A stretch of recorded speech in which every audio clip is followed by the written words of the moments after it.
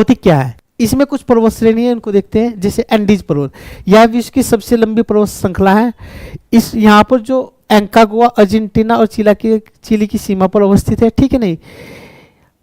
हाँ, इस एंडीज पर्वत का जो पूर्वी ढाल है उसमें मोन्टाना वन पाए जाते हैं, यानी कि मोन्टाना वनस्पति पाई जाती है। बोलिविया की राजधानी लापाज विश्व की सबसे अधिक ऊंचाई पर अवस्थित राजधानी है, जो एंडीज पर्वत श्रेणी में ही है। उषा ला प्लाटा दर्रा चिली की राजधानी सैंटियागो और अर्जेंटीना की राजधानी, अच्छा हाँ, अर्जेंटीना के मेडाना नगर को जोड़ती है। यानी कि चिली का एक सिटी है सैंटियागो और अर्जेंटीना का एक नगर है मेडोना, उसी को या दर्रा उषा ला प्लाटा दर्रा आपस में जोड़ती है। माउंट कोटापैक्सी एंडीज पर्वत का एक भाग है और यह माउंट कोटापैक्सी सक्रिय ज्वालामुखी है, इक्वाडोर देश में है और विश्व का सबसे ऊंचा सक्रिय ज्वालामुखी। माउंट चिम्बिरांजो यह इक्वाडोर देश में अवस्थित है, एक मृत ज्वालामुखी है और यह भी एंडीज पर्वत का ही भाग है। दोनों ज्वालामुखी परीक्षाओं में पता नहीं कितनी बार पूछे जा चुके हैं। पठार, उत्तरी अमेरिका में कुछ महत्वपूर्ण पठार है, जैसे बोलिविया का पठार। बोलिविया देश में अवस्थित है, एक अंतर पर्वतीय पठार है। विश्व की सर्वाधिक ऊंचाई पर अवस्थित नोगामे झील इसी बोलिविया पठार पर है, जिसका क्या नाम है, टिटिका झील। ब्राजील, 1 मिनट रुकेगा, 1 मिनट साइड प्लीज।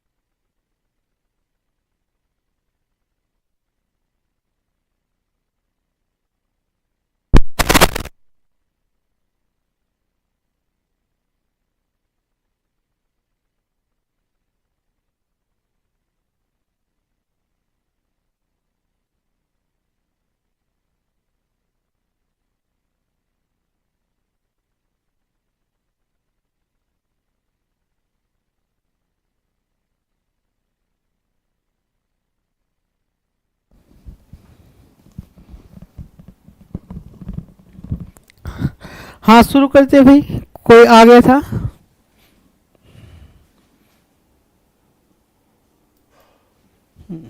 शुरू करते, ठीक है, दोबारा से। तो ये देख लिया ना हमने ब्राजील का पठार। अब हम ब्राजील का पठार देख रहे हैं, क्योंकि बोलिविया का पठार देख लिया। ये ब्राजील के पूर्वी भाग में अवस्थित है, यहाँ पर लोहा पाया जाता है।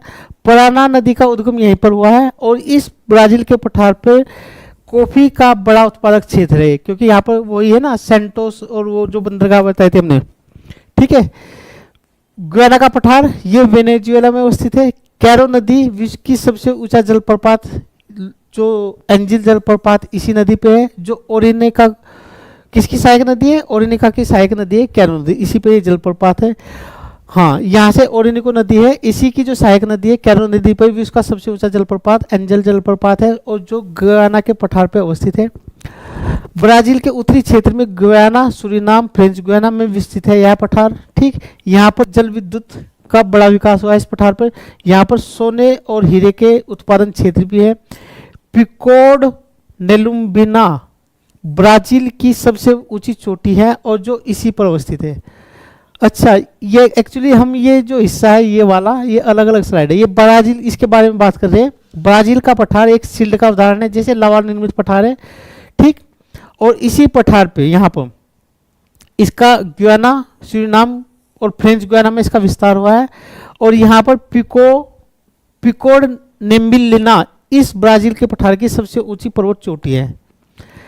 पेंटागोनिया का पठार यह दक्षिणी अर्जेंटीना में अवस्थित है, गिरिपदीय पठार का उदाहरण है। एंडीज पर्वत का गिरिपद है, यानी कि एंडीज पर्वत का जो पादीय प्रदेश है उसमें अवस्थित है। और यह ठंडा मरुस्थल है, कैसा है, ठंडा। और यहीं पर भेड़, यानी कि भेड़ पालन, जहाँ पर जलवायु इस तरह की होगी, विषम जलवायु होगी, वहाँ पर पशुपालन किया जाता है। तो यहाँ पर क्या किया जाता है, भेड़ पालन।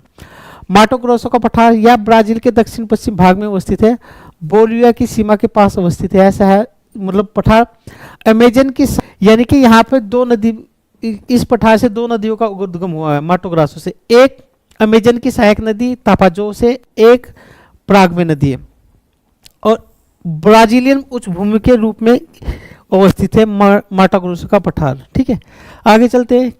ग्रांड चाको का पठार यह पराग्वे, अर्जेंटीना और बोलिविया में अवस्थित है। यह एक निम्न भूमि क्षेत्र है। सेल्वोस के दक्षिण में गर्म शीतोष्ण जलवायु के वन, अच्छा क्या है यहाँ पर सेल्वोस वन पाए जाते हैं। किस तरह के वन पाए जाते हैं? सेल्वोस। ब्राजील उच्च भूमि में कोयले के भंडार है, क्या उत्पादन क्षेत्र है, चरागाह है बड़े बड़े।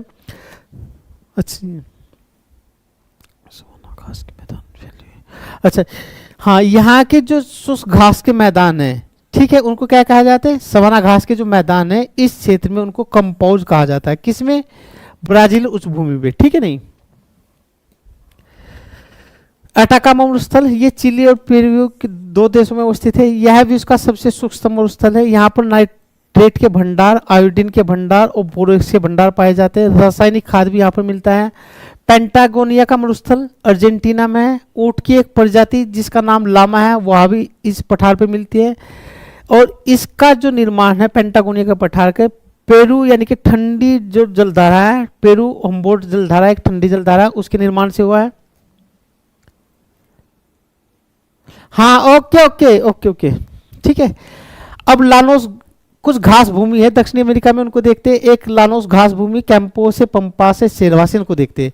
लानोस घास जो भूमि है कोलंबिया और वेनेजुएला में मिलती है। और ये किस तरह की घास है? उष्णकटिबंधीय घास है। ठीक है, घास भूमि है। कैंपोस जो घास भूमि है ब्राजील और अर्जेंटीना में मिलती है और यह भी उष्णकटिबंधीय प्रकार की घास भूमि है। सेल्वोस जो घास भूमि है वो अमेजन नदी में मिलती है, अमेजन नदी का जो बेसिन है, और यह उष्णकटिबंधीय घास के मैदान है, उनको सेल्वास कहा जाता है। पैम्पास घास के मैदान कैसे? अर्जेंटीना में, और ये शीतोष्ण कटिबंधीय घास के मैदान है। यहाँ पर ही अल्फा अल्फा घास मिलती है जो पशुओं को के लिए बहुत पौष्टिक होती है, पशुओं के चारे के रूप में। ठीक है, इसलिए यहाँ पर पशुपालन हुआ, और पशुपालन के साथ साथ यहाँ पर मांस उद्योग का बहुत विकास हुआ है पंपास भूमि में, और यहाँ गेहूं उत्पादन क्षेत्र में भी जाना जाता है। ये उत्तरी अमेरिका की कुछ घास भूमियाँ थी। आगे बढ़ते हैं, उत्तरी अमेरिका की नदियों को देखते हैं। पर्यावरण भाई, गुड मॉर्निंग शुभम, कैसे है भाई? हाँ बताओ जरा, ठीक है नहीं। कुछ नदियाँ जैसे अमेजन नदी है, अमेजन नदी का जो उद्गम हुआ एंडीज पर्वत से हुआ है, और यह एंडीज पर्वत से निकलकर अटलांटिक महासागर में अपना जल गिराती है। ठीक है नहीं। इसकी जो सहायक नदियाँ हैं, एक तो निग्रो है, एक मेडिरा है। ठीक, ये इसकी सहायक नदी है। निग्रो और अमेजन के संगम पर एक महत्वपूर्ण सिटी है जिसका नाम है मानुस शहर, और यह मानुस शहर बंदरगाह भी जो रबड़ का निर्यात करता है। यह विश्व की सर्वाधिक जल बहाव वाली नदी है, और यह विश्व की दूसरी सबसे लंबी नदी है। यानी कि जल आयतन की दृष्टि से यह विश्व की सबसे बड़ी नदी है, और लंबाई की दृष्टि से यह विश्व की दूसरी सबसे बड़ी नदी है।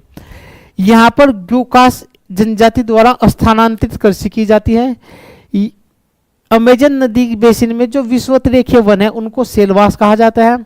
मेडेरा अमेजन की सबसे बड़ी सहायक नदी, इसकी सहायक नदी एक कौन सी है? एक निग्रो है, एक मेडिरा है। विषुवत रेखा वन को, जो अमेजन नदी बेसिन में विषुवत रेखीय वन मिलते हैं उनको विश्व का फेफड़ा भी कहा जाता है, क्योंकि यहाँ पर जो वन मिलते हैं उनसे वायु ऑक्सीजन तो मिलती है हमें, तो विश्व का वन क्या कहा जाता है? विश्व का फेफड़ा। अगर इन जंगलों को कुछ हो जाए, इनमें आग लग जाए, ठीक है, तो पूरी पृथ्वी के लिए संकट की स्थिति है। यहाँ पर विषुवत रेखीय वन तो मिलते हैं। एनाकोंडा जो सांप है वो भी यहाँ पर मिलता है, आप जानते हैं एनाकोंडा, कोई बड़ी बात नहीं। अन्य नदियाँ, ओरेनिको नदी देखते हैं, मेडिलेना देखते हैं, फिर जापोर देखते हैं, तापाजोस देखते हैं। ठीक है, ओरेनिको नदी यह वेनेजुएला में बहती है, और ग्यूना के पठार से सिरा जो माद्रे पर्वत है से निकलकर कैरेबियन सागर में गुजरती है। यानी कि ग्यूना के पठार से प्रवाहित होती हुई सियरा पामिरा एक पर्वत श्रृंखला है, वहां से निकलकर कैरेबियन सागर में अपना जल डालती है। ओरिनेका नदी को झरनों का प्रदेश भी कहा जाता है, ठीक है नहीं। और ओरिनिका नदी की जो सहायक नदी है करोनी, उसी पर विश्व का सबसे ऊंचा जलप्रपात एंजल जलप्रपात है। और कहाँ पर है एंजल जलप्रपात? वेनेजुएला में। परीक्षा में ये कई बार पूछा जा चुका है। ओके शुभम भाई, ओके क्लियर है, कोई बात नहीं, ठीक है। जापोन नदी ये कोलंबिया देश में बहती है और कार्डेला ओरिएंटल जो पर्वत श्रृंखला वहां से निकलती है। और यह नदी भी जापोन नदी अमेजन की सहायक नदी है, ठीक है नहीं, अमेजन जो नदी है। मैगडिला नदी यह कोलंबिया देश में बहती है, ठीक है। और यह एंडीज पर्वत के कार्डेला ऑक्सीडेंटल और कार्डेला ओरिएंटल के मध्य से बहती है, यानी कि इन दो पर्वत के नीचे जो मध्य में भ्रंश घाटी है उससे बहती है। और यह नदी मैगडलेना, ये परीक्षा में यूपीपीसीएस में पूछा जा चुका है, कैरेबियन सागर में गिरती है और तेल भंडार के लिए, खनिज तेल भंडार के लिए जानी जाती है। तापाजोस नदी ब्राजील के माटा ग्रोसो जो पठार है वहां से निकलती है और सांतेरेम नगर के पास अमेजन नदी में मिलती है, ठीक है ना, तापाजोस। और इस नदी क्षेत्र में रबड़ उत्पादन किया जाता है। यानी कि अमेजन की कुछ सहायक नदी कौन कौन सी? एक जापो है, तापाजोस है और निग्रो हमने पीछे देख ली, ठीक है। आगे चलते हैं। निग्रो, हाँ ये देख ले, अमेजन की सहायक नदी नहीं होगा। मानुस जो बंदरगाह है ये यहीं पर है, इसी नदी के तट पर है।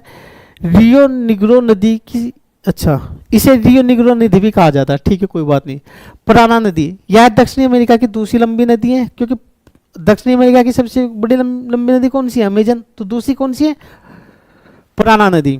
यह इसकी जो सहायक नदी एक तो प्रागवे है, एक उरुग्वे है, ये दोनों देश भी है, दोनों नदी भी है। विश्व का सबसे बड़ा जो जलप्रपात है इगाइकू जलप्रपात यहीं पर है, इसी नदी पे, पराना नदी पे। तीनों नदियां जब मिलती है तो इनको सम्मिलित रूप से प्लाटा नदियां कहा जाता है। क्या कहा जाता है? प्लाटा नदियां, ठीक है। रियो डी ला प्लाटा की खाड़ी में जाके यह नदी गिरती है। और पराना नगर अर्जेंटीना का जो एक महत्वपूर्ण नगर है पराना, वो इसी तट पर अवस्थित है। आगे देखते हैं और नदियां, प्रागवे नदी और उरुग्वे। पराना की दक्षिणवर्ती सहायक नदी है, जो पराना नदी है उसकी दक्षिणी सहायक नदी है प्रागवे नदी।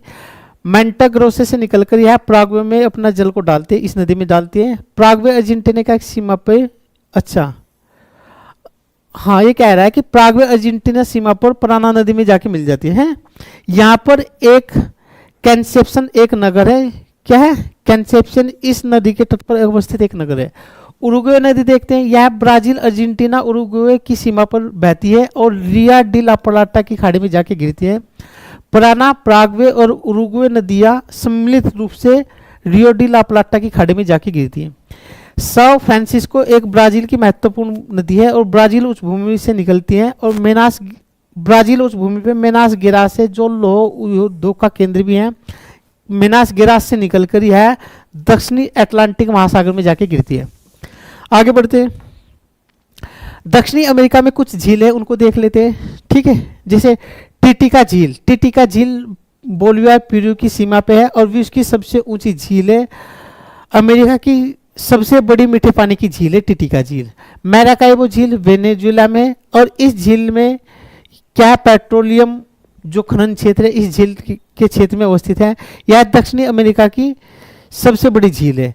पोपो झील बोलिविया देश में अवस्थित है। और गाल पैरोजो द्वीप इक्वाडोर में अवस्थित है। ये एक द्वीप है गाल पैरोजो, कहाँ पर है? इक्वाडोर में। पोपो झील कहाँ पर है? बोलिविया में। कुछ दक्षिणी अमेरिका में खाड़ी है, जल संधि उनको देख लेते हैं। ग्वाकिल की खाड़ी इक्वाडोर के पश्चिम में अवस्थित है। पेनास की खाड़ी दक्षिणी चिली में अवस्थित है। सैन जास की खाड़ी अर्जेंटीना के पूर्व में अवस्थित है। सैन मैटियास की खाड़ी वाल्देज जो प्रायद्वीप है उसके उत्तर में अवस्थित है। ताइताओ प्रायद्वीप दक्षिणी चिली में अवस्थित है। वाल्देज प्रायद्वीप अर्जेंटीना में, ये बताई दिया। मैगलेन जल संधि है दक्षिणी अमेरिका के दक्षिणी भाग में अवस्थित, टेरा डेल फिगो को अलग करती है, ठीक है नहीं, ये जल संधि। और ड्रेकन पासिस कहाँ पर है? दक्षिणी अमेरिका और अटलांटिक महासागर को आपस में क्या करता है? हाँ दक्षिणी अमेरिका और अंटार्कटिका महाद्वीप को अलग करता है। अटलांटिक महासागर को प्रशांत महासागर से जो जोड़ता है वह ड्रेक पैसेज है। ये दोनों जल संधि परीक्षा में पूछी जा चुकी है, ठीक है।